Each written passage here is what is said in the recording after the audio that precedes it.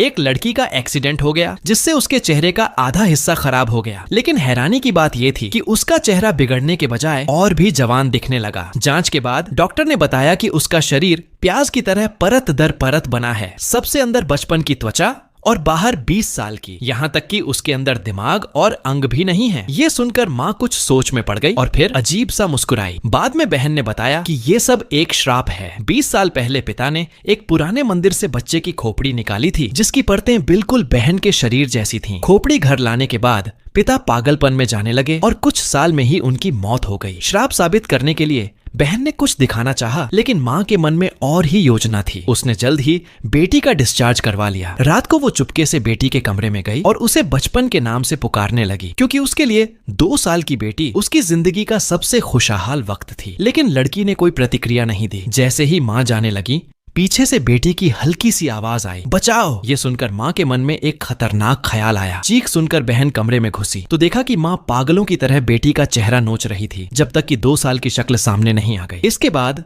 माँ ने शरीर को भी 2 साल का बनाने की कोशिश की और बहन को भी मदद के लिए बुलाया। लेकिन जल्द ही उसे पता चला कि चेहरा तो बदल गया है, पर शरीर वैसा नहीं हो सकता। नाकाम होते ही उसने धीरे धीरे कट्टर उठाया और सोचा, अगर बेटी 2 साल की नहीं बन सकती तो मैं 28 की उम्र में फिर से एक और बच्चा पैदा करूंगी। लेकिन उसे अंदाजा भी नहीं था कि असल में उसके ऊपर कोई श्राप था ही नहीं।